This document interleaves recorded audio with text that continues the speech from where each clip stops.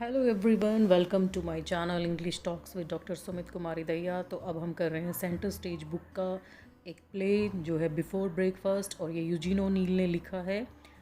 तो इसको हम पूरा जो है टेक्स्ट के साथ जो है मैं इसको एक्सप्लेन करूँगी। तो सबसे पहले हम जानते हैं Eugene O'Neill American playwright थे। ये प्ले राइट WRIGHT स्पेलिंग देखेंगे। Spelling is PLAY WRIGHT। Playwright होता है ड्रामेटिस्ट, मतलब कि ड्रामा लिखने वाला, प्ले लिखने वाला। तो बिफोर ब्रेकफास्ट यूजीन ओनील के द्वारा लिखा गया है। ये अमेरिकन प्ले राइट थे और इनका पूरा नाम था यूजीन ग्लैडस्टोन ओनील। ये अमेरिकन प्ले राइट थे, नोबेल लॉरिएट भी थे लिटरेचर में। और इनका क्रेडिट जाता है कि ये पोइटिकली टाइटल प्लेज यूएस में सबसे पहले इन्होंने इंट्रोड्यूस की थी, और जो ड्रामा टेक्निक्स और रियलिज्म वगैरह ये सब यूजीन ओनील ने ही जो है इंट्रोड्यूस की थी यूएस में। अब देखते हैं थीम ऑफ बिफोर ब्रेकफास्ट जो यूजीन ओनील ने लिखा है। ये शॉर्ट स्टोरी है बिफोर ब्रेकफास्ट जो है, और ये स्टोरी जो है अनहैप्पीली मैरिड कपल के बारे में है जो कि लव मैरिज करते हैं, और जब हार्श और कोल्ड रियलिटीज़ लाइफ की देखते हैं तो उनको लगता है कि ये तो बहुत टफ है लाइफ को चलाना, क्योंकि कोई लाइवलीहुड नहीं होती, उनकी कोई अर्निंग नहीं होती है। तो इस बात पे उनकी बहुत लड़ाई होती है। तो Mrs Rowland is shown on the stage calling her husband's name to ascertain whether he is awake or asleep.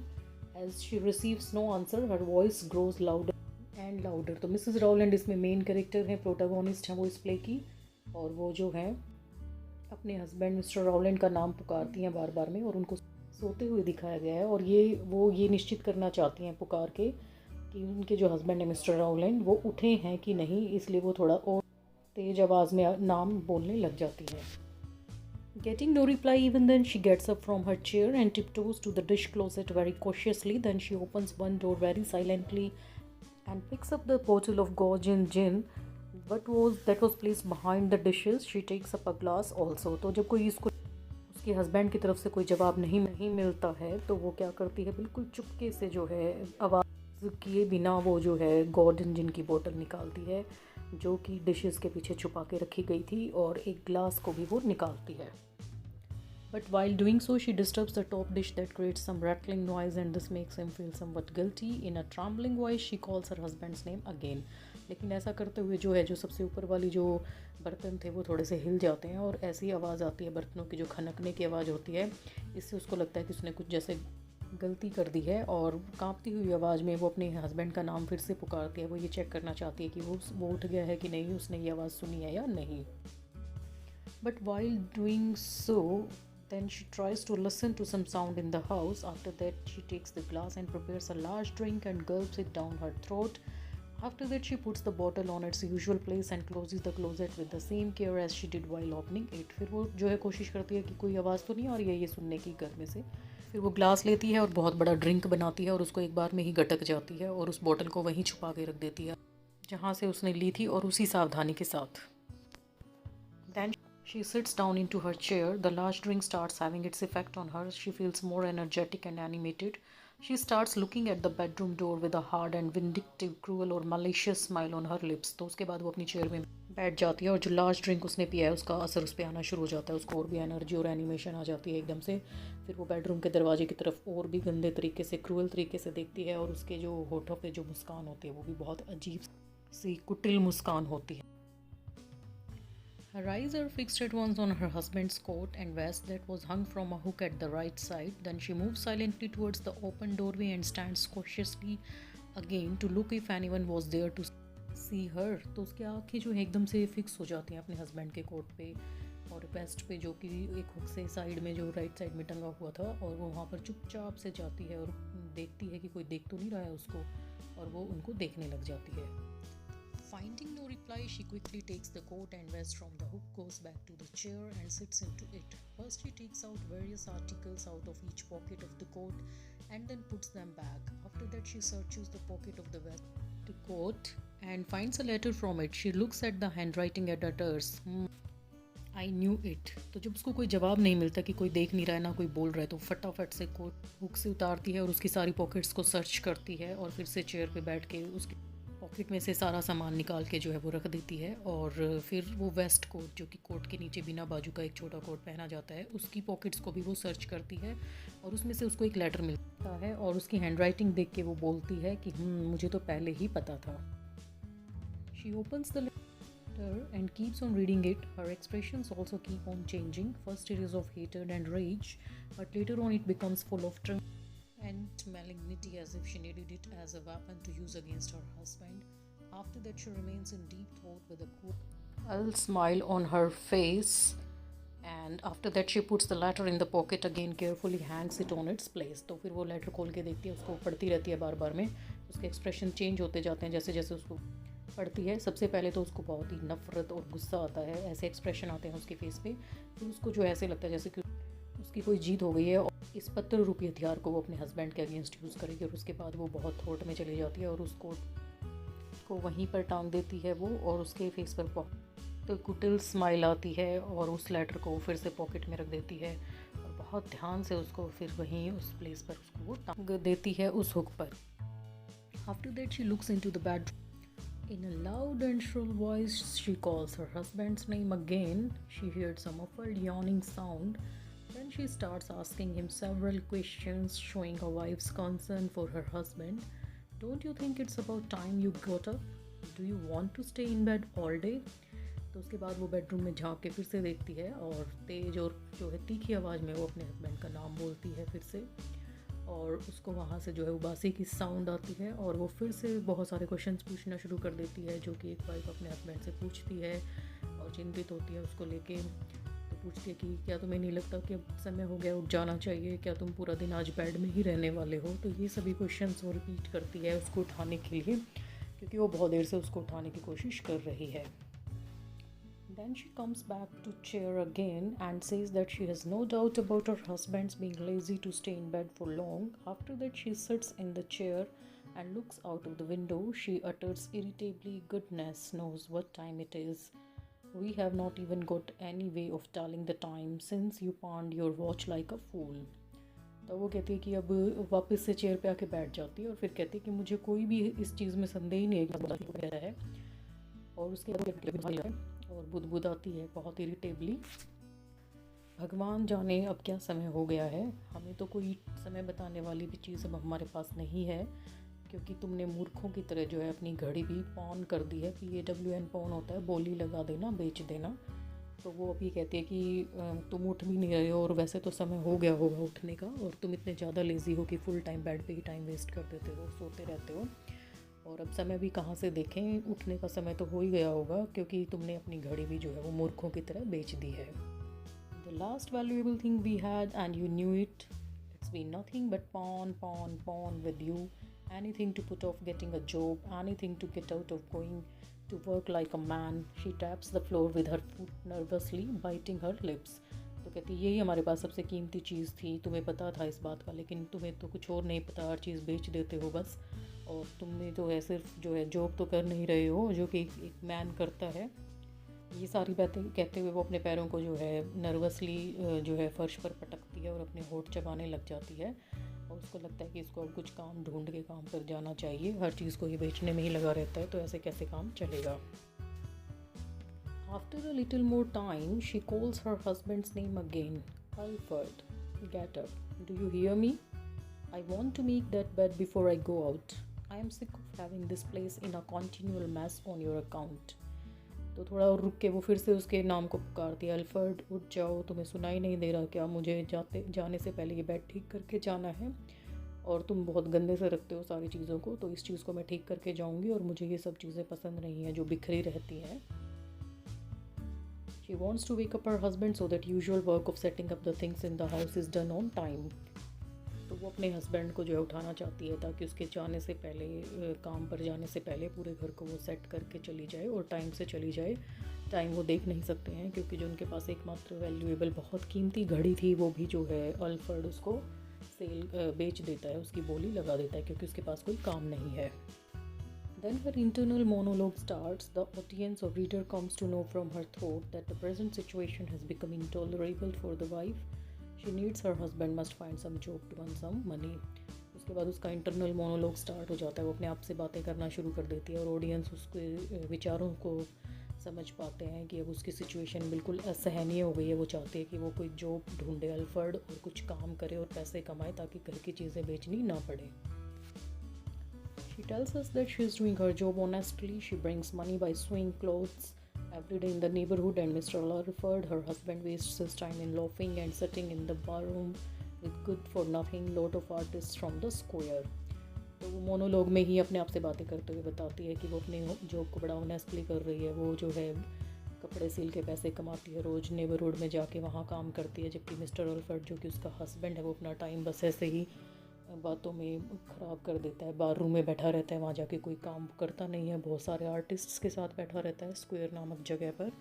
तो यहाँ पर उसकी जो है बिल्कुल सारी इरिटेशन निकल रही है जब वो अपने आप से बात कर रही है। तो वो ये कहना चाहती है कि इसको भी जाके कुछ काम ढूंढना चाहिए, क्योंकि अब तो नौबत यहाँ तक आ चुकी है कि घर की चीज़ें भी बेची जाने लगी हैं क्योंकि पैसों की उनको अब सख्त ज़रूरत थी।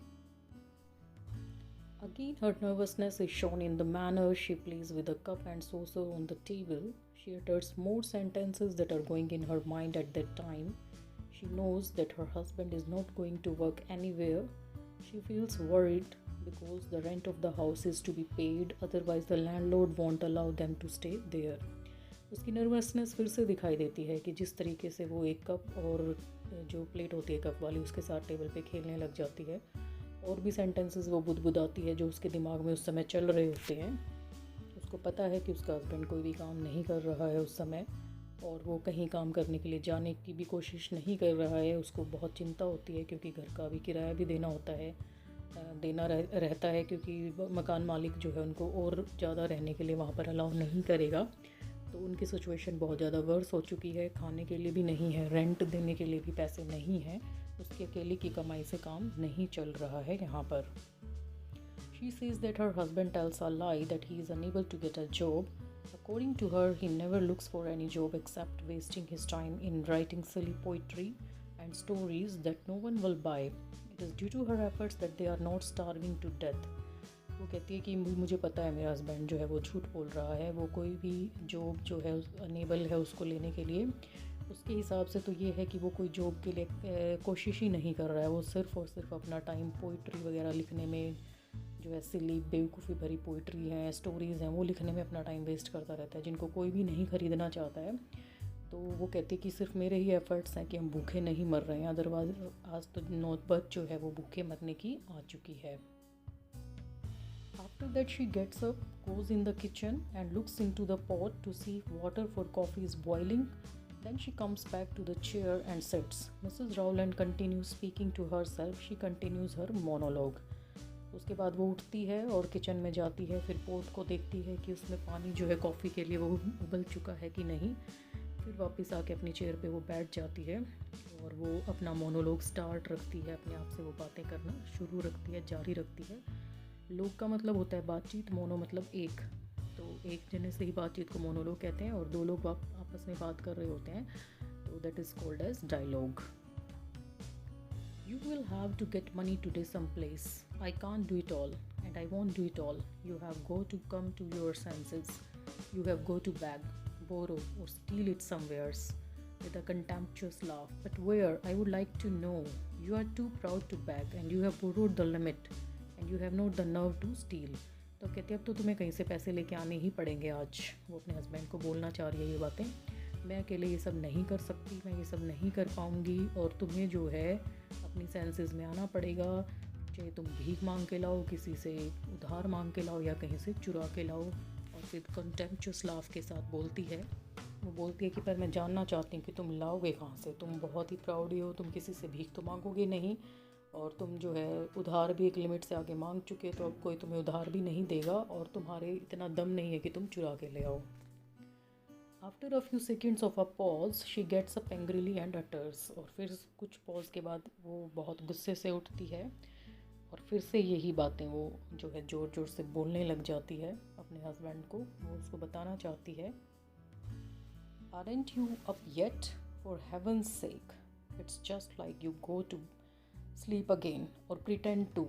She goes to the bedroom door and looks in. Oh, you are up. Well, it's about time. You need not look at me like that. Your ears don't fool me a bit anymore. तो वो फिर से देखती है उसको कि अच्छा तुम अभी तक नहीं उठे हो क्या, भगवान के लिए उठ जाओ। और ऐसा लग रहा है कि तुम दोबारा से सो गए हो या फिर तुम कोई दिखावा कर रहे हो दोबारा सोने का। वो जाती है बेडरूम डोर पे और देखती है अंदर, तो देखती है अरे अच्छा उठ तो गए हैं। और फिर बोलती है कि हाँ अब ये टाइम से भी ऊपर हो गया है और पहले उठ जाना चाहिए था। और मुझे ऐसे मत देखो, अब तुम्हारी ऐसे देखने से मुझे कोई असर आजकल नहीं पड़ता है। I know you too well, better than you think I do, you and your goings on, turning away from the door meaningly. I know a lot of things, my dear. Never mind what I know now. I will tell you before I go. You need not worry. She comes to the middle of the room and stands there frowning.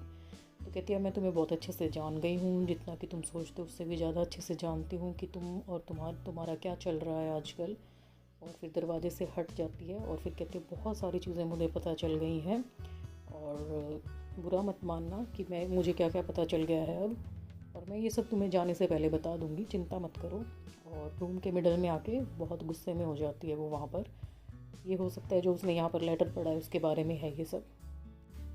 Then feeling irritably, she decides to prepare breakfast, although there is not much material for it in the house unless you have some money. Then she pauses for an answer from the next room and she does not get any reply. तो बहुत irritable feel करती है और वो सोचती है breakfast बना लेती हूँ लेकिन कुछ है नहीं घर में बनाने को। तो फिर कहती है कि पैसे तो हैं ही नहीं, बनाऊँ कहाँ से। तो वो रिप्लाई के लिए वेट करती है लेकिन कोई रिप्लाई नहीं आती है। Then she grumbles, saying that she ought to know him better than that by this time. She knew what would happen when he left in such a huff the previous night. तो वो फिर बड़बड़ाती है कि भैया मुझे तुम्हारा बहुत अच्छे से पता चल गया है कि तुम कैसे हो। और कहती है कि मुझे पहले ही पता था कि कल तुम जो है ऐसे क्यों भागे थे एकदम अचानक से, कि क्या हुआ होगा, तो मुझे सारी चीज़ों का पता चल गया है।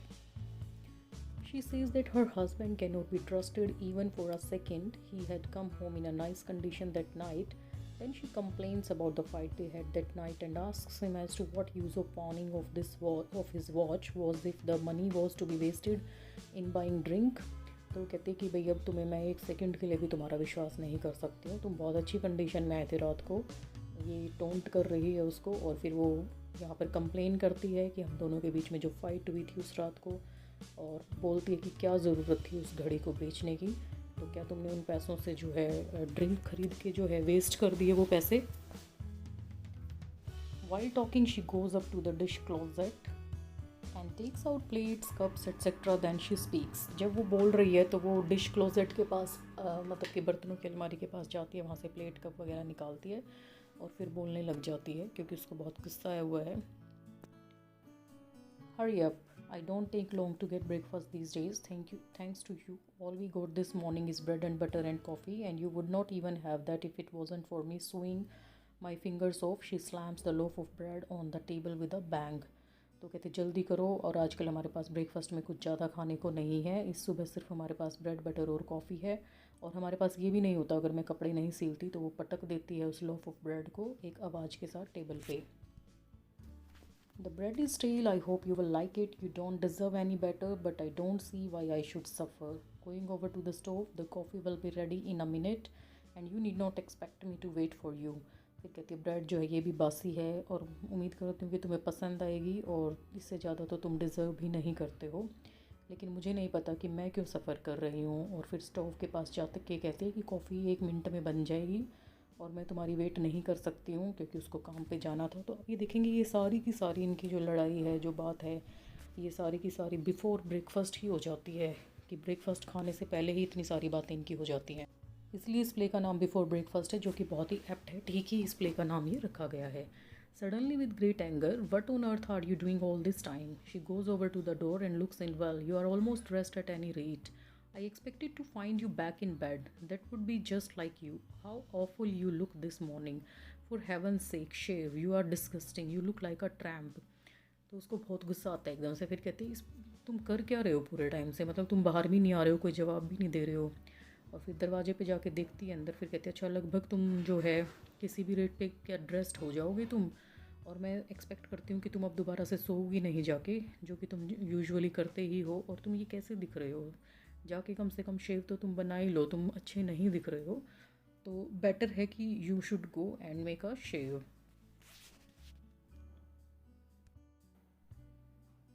No wonder one will give you a job. I don't blame them. When you don't even look halfway decent, she goes to the stove. There is plenty of hot water right here. You have got no excuse. Gets a bowl and pour some of the water from the coffee pot into it here. तो कहती है मुझे बिल्कुल अचंभा नहीं होता कि तुम्हें जॉब क्यों नहीं मिलती, क्योंकि तुम किसी को ब्लेम नहीं कर सकते हो, क्योंकि तुम तो बिल्कुल भी डिसेंट तो दिखते ही नहीं हो थोड़े से भी. फिर स्टोव के पास जाती है और फिर कहती है देखो ये बहुत सारा गर्म पानी है यहाँ पर, और कोई बहाना मत बनाना, और एक बोल लो उसमें ये गर्म पानी डाल लो, और देखो ये यहाँ पर है. मतलब कि वो उसको शेव बनाने के लिए बोल रही है बार बार में. Tauntingly, look at your hand tremble. You would better give up drinking. You can't stand it. It's just your kind that get the DTs. Delirium tremens, that would be the last straw. Looking down at the floor. Look at the mess you have made of this floor. Cigarette butts and ashes all over the place. फिर taunt मारते हुए कहती है कि देखो तुम्हारा हाथ भी कांपने लगा है, तुम इतनी ज़्यादा ड्रिंकिंग करते हो, इसको छोड़ क्यों नहीं देते हो, मैं तुम्हारा कब तक करूँगी. और ये जो है कि तुम डेलीरियम ट्रिमेंस जो है ये किस तरीके से करते रहते हो हर टाइम. और उसको कहती है कि देखो फर्श पे देखो तुमने क्या बना दिया है, इस पे पूरे पे सिगरेट बर्ड्स राख पड़ी हुई है सारे पे, तुमने पूरे घर का क्या हाल बना रखा है. Why can't you put them on a plate? No, you wouldn't be considerate enough to do that. You never think of me. You don't have to sweep the room and that's all you care about. कहते तुम इसको plate में क्यों नहीं रखते, ashtray जो होती है उसमें क्यों नहीं रखते हो बट्स वगैरह को सिगरेट के, और तुम तो बिल्कुल भी ध्यान ही नहीं रखते हो मेरा. तुम्हें मेरे से कोई मतलब नहीं है, क्योंकि तुम्हें पूरा घर स्वीप नहीं करना पड़ता है, तुम्हें सफाई नहीं करनी पड़ती है, इसलिए तुम कहीं भी कुछ भी फेंक देते हो.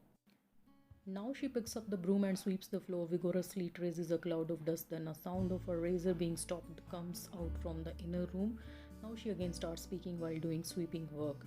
तो वो झाड़ू उठा लेती है और फ्लोर को साफ़ करने लग जाती है जल्दी जल्दी से, और उससे क्या है डस्ट का क्लाउड बन जाता है और रेज़र की आवाज़ चलनी बंद हो जाती है. तो वो फिर से बोलना शुरू कर देती है, सफाई का काम करने से करती है तो साथ साथ बड़बड़ाती रहती है. Hurry up, it must be nearly time for me to go. If I am late, I am liable to lose my position. And then I could not support you any longer. Then having some idea, she adds more words sarcastically. And then you would have to go to work or something dreadful like that, sweeping under the table. कहती है जल्दी करो, मेरा time हो गया है job पे जाने का. अगर मैं नहीं गई तो मेरी पोजीशन वहाँ पर ख़राब हो सकती है, मुझे नौकरी से भी निकाल सकते हैं, और फिर मैं तुम्हारी कोई भी हेल्प नहीं कर पाऊँगी. और फिर कुछ सोच के फिर वो उस पर टॉन्टिंग शुरू कर देती है. फिर तुम्हें सबसे वर्स्ट काम करना पड़ेगा कि तुम्हें काम करना पड़ेगा खुद से, तुम्हें नौकरी ढूंढनी पड़ेगी जो तुम्हारे लिए बहुत ही डरावनी चीज़ है. और फिर टेबल के नीचे से जो है वो झाड़ू निकालने लग जाती है. What I want to know is whether you are going to look for a job today or not. You know your family won't help us anymore. They have had enough of you too. After a moment silent sweeping, I am about sick of all this life. तो कहते हैं कि तुम्हें पता है कि तुम्हें आज नौकरी ढूंढने के लिए जाना है या नहीं जाना है, मैं ये जानना चाहती हूँ. और तुम्हारे घर वाले भी अब तुम्हारी और हेल्प नहीं करेंगे, बहुत कर चुके हैं वो. और थोड़ा रुक के कहती है स्वीपिंग करते करते कि मैं इस चीज़ से बहुत ज़्यादा परेशान हो चुकी हूँ, मैं अभी इस हालत में और नहीं रह सकती हूँ. I have a good notion to go home if I was not too proud to let them know what a failure you have been. You, the millionaire, Rowland's only son, the Harvard graduate, the poet, the catch of the town. तो कहती कि मेरा तो मन है कि बस मैं घर चली जाऊँ, लेकिन अगर मैं इतना मुझ में गर्व नहीं होता तुम्हें लेके, और मुझे अगर पहले ही पता होता कि तुम कितने बड़े फेल हो, और अगर तुम अपने आप को मिलियनर नहीं दिखाते, राउलैंड के एकमात्र बेटे नहीं दिखाते, हार्वर्ड ग्रेजुएट नहीं होते, पोइट नहीं होते, कैच ऑफ द टाउन नहीं होते, मतलब पूरे टाउन में तुम्हारा ही नाम था कि देखो ये इतना मिलियनर का बेटा है, हार्वर्ड से पढ़ के आया है, तो ऐसा नहीं मैं करती. With bitterness, there would not be many of them now envy my catch if they knew the truth. तो बहुत से लोग बहुत कड़वाहट के साथ कहते हैं, तो उनको इतना जलन नहीं होती मुझसे अगर उनको सच्चाई पता होती तो. What has our marriage been? I would like to know. हमारी शादी है ही क्या, मैं जानना चाहती हूँ. Even before your millionaire father died owing everyone in the world money, you certainly never wasted any of your time on your wife. अगर तुम्हारे जो मिलियनेयर पिता थे उन्होंने किसी को नहीं पता कि वो कितना कर्जा लेके मरे हैं, उन्होंने सबसे पैसे उधार लिए हुए थे. और ये भी निश्चित है कि तुम भी कभी भी मेरे साथ टाइम स्पेंड नहीं करते अगर तुम मिलियनेयर होते तो. मतलब कि अगर तुम्हारी ये वाली सिचुएशन नहीं होती तो शायद तुम मेरे साथ नहीं भी रहते. I suppose you thought I would ought to be glad you were honorable enough to marry after getting me into trouble. You were ashamed of me with your fine friends because my father's only a grocer. That's what you were. At least he's honest. which is more than anyone could say about yours. She is sweeping steadily toward the door, leans on her broom for a moment. फिर कहते हैं कि मैं सोचती हूँ कि तुम्हें तो खुशी थी कि तुमने जो है मेरे साथ मैरिज की, और जो मैंने तुम्हें जो है तुमने मुझे जो है ट्रबल में डाल दिया है उसके बाद से। पहले तो तुम्हें शर्म आती थी ये कहने में कि तुमने मुझसे शादी की है, क्योंकि मेरे पिता सिर्फ एक ग्रॉसर थे और तुम बहुत मिलीनियर घर के थे। लेकिन जब लोगों को सच्चाई पता चलेगी ना कि वो जो है उनके ऊपर कोई कर्जा नहीं था, तो तुम्हें जो है शर्म आनी चाहिए इस चीज़ की, क्योंकि तुमने मेरा जीवन ख़राब कर दिया है। और फिर वो जो है स्वीपिंग स्टार्ट कर देती है दरवाजे की तरफ से, और ब्रूम की तरफ फिर एक क्षण के लिए झुक जाती है। मतलब कि वो उसके साथ लव मैरिज करके खुश नहीं है। जैसा कि उसको दिखाया गया था कि वो बहुत ही रिच है, वो वैसा नहीं मिलता है। उसके फादर बहुत कर्जा लेके मरते हैं और इनकी हालत अब बहुत ख़राब है। तो यही सारी बातें बोल रही है। Then she tells him that he may wrongly believe that everyone would think what he was forced to marry her, and in this way pity him. She tells him it was he who always kept telling her that he loved her much and made her believe his lies before marriage. She also told him that he made her think that he did not want his father to buy her off as he had tried to do so. She knows it better not. तो फिर वो बोलती है कि तुमने ही मुझे जो है गलत विश्वास दिलाए थे कि तुम जो है मेरे ऊपर जो है तुम्हें जो है बहुत ही फोर्स किया गया कि तुम्हें मेरे से शादी करनी पड़ेगी। और वो उसको ये भी कहती है कि तुम ही थे जो मुझे हर टाइम जो है ये बताते थे कि तुम मुझे बहुत प्यार करते हो और मुझे विश्वास दिलाते थे। ये सारी बातें झूठ थी। तो लोगों को तो लगता है कि जो हमारी शादी है वो तुम्हें ज़बरदस्ती करनी पड़ी थी, लेकिन अब अगर सब देखेंगे तो सबको पता चलेगा कि तुमने मुझे कितनी मुसीबत में डाल दिया है। और तुमने जो है ये भी बता दिया था कि जो भी चीज़ मुझे चाहिए कि वो तुम्हारे फादर दिलवा देंगे, लेकिन अब तो सब कुछ सच्चाई सामने ही है। तुमने हमेशा जो है झूठे सपने दिखाए और तुमने बहुत झूठ बोला शादी से पहले, Alfred. She further tells him that she has not lived him all this time for nothing. She says that it is fortunate that a dead child was born to them, otherwise she can well imagine what type of father he would have proved. After remaining silent for some time, she again started speaking in a savage joy. फिर बोलती है कि भाई तुम्हारे साथ रह के कोई फ़ायदा नहीं है, ये भी बहुत अच्छा हुआ कि हमारा बच्चा जो है वो मरा हुआ पैदा हुआ, नहीं तो तुम किस तरीके के फादर प्रूव होते। थोड़ी देर चुप हो के वो फिर से बोलने लग जाती है। But I am not the only one who has got you to thank for being unhappy. There is one other at least, and she can't hope to marry you now. She puts her head into the next room. How about Helen? She starts back from the doorway, half frightened. वो कहती कि मैं अकेली नहीं हूँ कि तुम्हारी वजह से मैं अनहैप्पी हूँ। एक और भी है जो कि अब मुझे लगता है तुमसे शादी नहीं करेगी, क्योंकि उसको भी पता चल गया होगा कि तुम्हारे पास कोई काम वाम नहीं है, कोई पैसे नहीं है। और फिर दूसरे रूम में जो है अपना हेड डाल के देखती है और फिर कहती है हेलन के बारे में क्या ख्याल है। और फिर वो वापस जो है डोरवे से ही आ जाती है और थोड़ी सी डरी हुई है। Don't look me at that way. Yes, I read her letter. What about it? I got a right to. I am your wife and I know all there is it to no.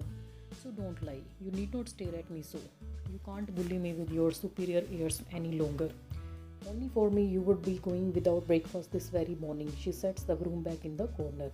तो कहती है ऐसे मत देखो मेरी तरफ। हाँ, मैंने वो लेटर पढ़ लिया है, उसके बारे में क्या कहोगे तुम? मेरा अधिकार है, मैं तुम्हारी वाइफ हूँ, मैं वो लेटर पढ़ सकती हूँ। तो झूठ मत बोलना और मेरे को ऐसे मत घूरो। अब तुम मुझे मार भी नहीं सकते हो, क्योंकि अब तुम्हारे अंदर इतनी ताकत भी नहीं रही है। और आज जो तुम्हें इस मॉर्निंग में ब्रेकफास्ट मिल रहा है वो भी मेरी वजह से ही मिल रहा है। और वो फिर जो है झाड़ू को कॉर्नर में रख देती है। After a pause, puts her hand to her head fretfully. My head aches so this morning. It's a shame I have got to go work in a stuffy room all day in my condition, and I wouldn't if you were half a man. By rights, I ought to be lying on my back instead of you. You know how sick I have been this last year. And yet you object when I take a little something to keep up my spirits. थोड़ा रुक के फिर वो कहती है अपने सिर को हाथों में लेके कि बहुत सिर दर्द कर रहा है, इतने गंदे रूम में रहना पड़ता है, और तुम थोड़े से भी आदमी होते तो मुझे रेस्ट करने का राइट था, और मैं अपने लिए कुछ भी चीज़ लेना चाहती हूँ तो तुम तभी मना कर देते हो। और तुम्हें पता है मैं लास्ट ईयर से कितना ज़्यादा बीमार रहने लगी हूँ। After a pause, you even didn't want me to take that tonic I got at the drugstore. With a hard laugh. I know you would be glad to have me dead and out of your way. Then you would be free to run after all these silly girls that think you are such a wonderful, misunderstood person. This Helen and the others. There is a sharp exclamation of pain from the next room. तो कहते हैं कि हाँ, तुमने तो मुझे tonic भी नहीं लेके दिया, दवाई भी नहीं लेके दी जो डॉक्टर ने मुझे कहा था दवाइयों की दुकान से। और फिर बड़ा हार्डली बहुत बुरे तरीके से हंसती है और कहती है कि तुम्हें तो खुशी होगी अगर मैं मर जाती हूँ तो, क्योंकि मैं तुम्हारे रास्ते से हट जाऊँगी। और फिर ये जो बेवकूफ़ लड़कियाँ जैसे कि हेलन है, जो कि तुम्हें बहुत अच्छा समझती हैं और वो मिसअंडरस्टूड हैं इस चीज़ को लेके, तो वो उनके लिए तुम्हारा जो है मेरे को हटा के रास्ता खाली हो जाएगा, क्लियर हो जाएगा। और फिर एकदम से बहुत पेन की आवाज़ जो है दूसरे कमरे से आती है। With satisfaction, there, I knew you would cut yourself. It's will be lesson to you. You know you are not to be running around nights drinking with your nerves in such an awful shape. She goes to the door and looks in. तो बड़ी संतुष्टि के साथ कहती है, मुझे तो पता ही था तुम अपने आप को ज़रूर कट लगा लोगे और ये तुम्हारे लिए सबक है, और तुम पूरी रात तो शराब पीते घूमते रहते हो, और देखो तुमने अपना क्या हाल बना लिया है। और वो दूसरे रूम में जाती है और दरवाजे से अंदर झांकती है। What makes you so pale? What are you staring at yourself in the mirror that way for? For goodness sake, wipe that blood off your face. With a shudder, it's horrible. In relieved tones, there, that's better. I never could stand the sight of blood. She shrinks back from the door a little. You better give up trying and go to a barber shop. Your hand shakes dreadfully. तो कहती है तुम्हारा तो बिल्कुल ही रंग उड़ा हुआ है, तुम पीले पड़ गए हो, और तुम मुझे ऐसे, तुम अपने आप को ऐसे कैसे देख रहे हो मिरर में, इतनी देर से घूरे जा रहे हो। भगवान के लिए अपने मुंह से ये जो ब्लड है कट की वजह से उसको पूछ लो। और कांप जाती है और कहती है ये बड़ा डरावना है। और फिर रिलीव टोन में कहती है ये ठीक है, अब तुमने पूछ लिया है मतलब। और कहती है कि मैं ब्लड की साइड पे नहीं खड़ी हो सकती हूँ, ब्लड नहीं देख सकती हूँ। और सिकुड़ के जो है दूसरे रूम से दरवाजे से दूसरी तरफ आ जाती है और कहती है इससे अच्छा है कि तुम जाके नाई से ही जो है अपना करवाओ, क्योंकि तुम्हारा हाथ तो बहुत बुरी तरीके से कांप रहा है, तो तुम शेव नहीं बना पाओगे। Why do you stare at me like that? She turns away from the door. Are you still mad at me about that letter? Defiantly. Well, I had a right to read it. I'm your wife. She comes to the chair and sits down again after a pause. तो कहती है मुझे ऐसे क्यों घूर रहे हो, क्या तुम मुझसे गुस्सा हो? और फिर वो जो है कहती है कि मुझे पूरा अधिकार है, मैं उसको पढ़ सकती हूँ, मैं तुम्हारी वाइफ हूँ। और चेयर पे आके बैठ जाती है वापस और कुछ पोज होता है फिर। I knew all the time you were running around with someone. Your lame excuses about spending time at the library didn't fool me. Who is this Helen anyway? One of those artists? Or does she write poetry too? Her letter sounds that way. I will bet that she told you your things were the best ever and you believed her like a fool. तो कहती मुझे तो पहले से ही पता था कि कुछ चल रहा है तुम्हारा, और जो तुम झूठे बहाने बनाते थे कि मैं लाइब्रेरी में हूँ, उससे मैं मूर्ख नहीं बन सकती हूँ।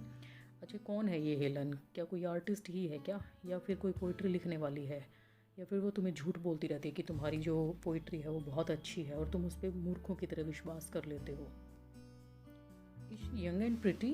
I was young and pretty too when you fooled me with your fine poetic talk, but life with you would soon wear anyone down. What I have been through. तो कहती क्या यंग और प्रीटी बहुत सुंदर है वो, मैं भी ये सुंदर थी, प्रीटी थी जब तुमने मुझे मूर्ख बनाया था अपनी पोइटिक टॉक के द्वारा। और लेकिन जो ज़िंदगी है वो तुम्हारे साथ कुछ मैंने अब तक झेला है। Goes over and takes the coffee off the stove. Breakfast is ready with a contemptuous glance. Breakfast. Pours out a cup of coffee for herself and puts the pot on the table. Your coffee will be cold. What are you doing? Still shaving? For heaven's sake, you would better give it up. तो फिर जाती है और coffee को stove पे से उतारती है और कहती है ब्रेकफास्ट रेडी है, और बड़ी घृणा के साथ जो है उसको देखते हुए कहती है क्या ये ब्रेकफास्ट है, और कॉफ़ी कप में डाल देती है, टेबल पे रख देती है पोट को, और फिर कहती है कि तुम्हारी कॉफ़ी ठंडी हो रही है, तुम क्या कर रहे हो, अभी भी शेविंग कर रहे हो, भगवान के लिए बढ़िया है कि तुम इसको छोड़ दो और जाके बाहर से जाके बनवाओ। One of these mornings you will give yourself a serious cut. She cuts off bread and butters it. During the following speeches she eats and sips her coffee. I will have to run as soon as I have finished eating. One of us has got to work. And really, are you going to look for a job today or aren't you? तो कहती है आजकल जो सुबह है तुम जो है बहुत सीरियस कट लगा लेते हो अपने आप को, और वो ब्रेड काट के उस पर वेटर लगाती है और बोलते बोलते वो खाती भी है और कॉफ़ी भी पीती है और कहती है मुझे तो बहुत जल्दी भागना पड़ेगा, मेरा टाइम हो गया है, हम में से एक को तो काम करना ही पड़ेगा। और गुस्से से उससे पूछती है कि आज भी तुम काम ढूंढने के लिए जाओगे या नहीं जाओगे, मुझे ज़रा बताओ तो सही। I should think some of your fine friends would help you if they really think you are so much, but I guess they just like to hear you talk. Sits in silence for a moment. I'm sorry for this, Helen, whoever she is. Haven't you got any feelings for other people? What will her family say? I see she mentions them in her letter. तो कहती है कि तुम्हें सोचना चाहिए कि तुम कुछ अपने अच्छे दोस्तों के पास जाके उनकी मदद मांगो, लेकिन वो तो सिर्फ तुम्हें सुनना ही चाहते हैं, मतलब वो तुम्हारी पोइट्री ही सुनना चाहते हैं। फिर चुपचाप बैठ जाती है कुछ क्षण के लिए, फिर कहती है ये हेलन के लिए तो मुझे बड़ा दुख हो रहा है, जो भी है वो, और तुम जो है, तुम्हें क्या दूसरे लोगों की फीलिंग्स की परवाह नहीं है। उसने तो अपनी फैमिली के बारे में भी लिखा है कि उसकी फैमिली क्या कहेगी, और उसने ये सब अपने लेटर में मेंशन भी किया है। What is she going to do? Have the child or go to one of those doctors? That's a nice thing, I must say. Where can she get the money? Is she rich? She waits for some answer to this volley of questions. तो कहती है वो कहाँ जाना चाह रही है, क्या वो बच्चा पैदा करेगी या वो डॉक्टर के साथ जाएगी। ये एक अच्छी चीज़ है, मैं कहना चाहती हूँ। और इन सब के लिए वो पैसे कहाँ से लाएगी, क्या वो रिच है? और वो कुछ आंसर के लिए वेट करती है, क्योंकि उसने सारे क्वेश्चंस एकदम लगातार बोल दिए हैं। You won't tell me anything about her, will you? Much I care. Come to think of it, I am not so sorry for her after all. She knew what she was doing. She is not any schoolgirl, like I was, from the looks of her letter. Does she know you are married? Of course, she must. All your friends know about your unhappy marriage. I know they pity you, but they don't know my side of it. तो कहते हैं चाहे तुम मुझे कुछ भी मत बताओ, लेकिन मुझे क्या फ़र्क पड़ता है। लेकिन इस चीज़ को सोचने की ज़रूरत है कि मैं उसके लिए बिल्कुल भी दुखी नहीं हूँ, क्योंकि उसको पता था कि वो क्या करने जा रही है। वो कोई स्कूल गर्ल तो है नहीं कि उसको नहीं पता होगा, जैसे कि मैं थी। और उसके लेटर की में जो बातें हैं उससे लग रहा है। और क्या उसको ये नहीं पता कि तुम मैरिड हो? ऑफ कोर्स उसको पता होगा, क्योंकि ज़्यादातर तुम्हारे फ्रेंड्स को तुम्हारी अनहैप्पी मैरिज के बारे में पता है, और सब तुम्हारे ऊपर दया भी करते हैं। लेकिन किसी को ये नहीं पता कि मेरी क्या साइड है, भाई मैं कितना तंग हूँ तुम्हारे साथ रहकर। This Helen must be a fine one. If she knew you were married, what does she expect then? That I will divorce you and let her marry you? Does she think I am crazy enough for that? After all you have made me go through. I guess not. And you can't get a divorce from me, and you know it. No one can say I have ever done anything wrong. Drinks the last of her cup of coffee.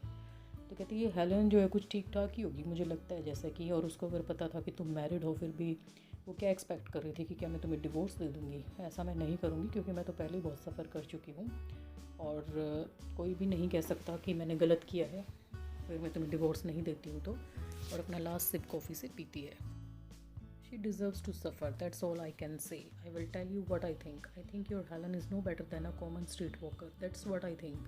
There is a stifled groan of pain from the next room. Did you cut yourself again? तो कहती है उसको सफ़र करना deserve ही बनता है, और यही मैं कह सकती हूँ। और मैं उसको एक गली में आम इंसान जो घूमता है उससे ज़्यादा बेटर नहीं मानती हूँ। और फिर एकदम से बहुत ज़्यादा कराहने की आवाज़ फिर से आती है दूसरे कमरे से। फिर वो बोलती है कि फिर से काट लिया क्या तुमने अपने आप? Serves you right. Gets up and takes off her apron. Well, I have got to run alone, peevishly. This is a fine life for me to be leading. I won't stand for you laughing any longer. Something catches her ear and she pauses and listens intently. कहती ठीक हुआ तुम्हारे साथ। खड़ी हो जाती है और कहती है कि अपना एप्रन उतारती है और कहती है मुझे तो जाना पड़ेगा। और फिर कहती है कि मैं यही ठीक है तुम्हारे साथ जो हो रहा है, और मैं तुम्हारे साथ अब बहुत देर तक नहीं रुक पाऊँगी। और फिर उसको कुछ और सुनाई देता है, तो वो उसको सुनने के लिए रुक जाती है। Alfred, why don't you answer me? She moves slowly towards the room. There is the noise of a chair being overturned and something crashes heavily to the floor. She stands trembling with fright. तो कहती है Alfred तुम जवाब क्यों नहीं दे रहे हो? फिर वो धीरे से कमरे की तरफ जाती है और वहाँ पर एक चेयर, ऐसे लगता है कि चेयर पलट गई है और बहुत तेज़ी से कुछ फ्लोर पे गिरा है ज़ोर से, और वो खड़ी हो जाती है और बहुत डर के मारे काँपने लग जाती है। Alfred, Alfred, answer me. What is it? You knocked over. Are you still drunk? Unable to stand the tension a second longer, she rushes to the door of the bedroom. Alfred, तो कहती है Alfred Alfred जवाब दो, क्या तुम गिर गए हो? क्या तुमने फिर से पी रखी है? और फिर वो टेंशन को नहीं भी रख कर पाती तो उसके कमरे की तरफ भागती है। Alfred, she stands in the doorway looking down at the floor of the inner room, transfixed with horror. Then she shrieks wildly and runs to the other door, unlocks it and frenziedly pulls it open and runs shriekingly madly into the outer hallway. तो वो दरवाजे में खड़ी होती है, नीचे देखती है फ्लोर पे अंदर वाले कमरे में, और जो है बिल्कुल जड़ हो जाती है डर की वजह से। फिर बदहवासी में चिल्लाती है और दूसरे कमरे में भाग जाती है, उसको भी खोलती है और फिर से उसको बुरी तरीके से खोल के उसको खुला ही छोड़ देती है, और चिल्लाते हुए पागलों की तरह वो आउटर हॉलवे में भाग जाती है। क्योंकि यहाँ पर जो अल्फर्ड होता है उसने अपने आप को जो है इतना कट लगा लेता है वो कि उसकी डेथ हो जाती है, और वो वहाँ पर बिल्कुल खून में लथपथ पड़ा होता है उस कमरे में। तो ये थी कहानी बिफोर ब्रेकफास्ट जो कि हमने पढ़ी, पूरा का पूरा टेक्स्ट हमने इसका पढ़ा। So this is it.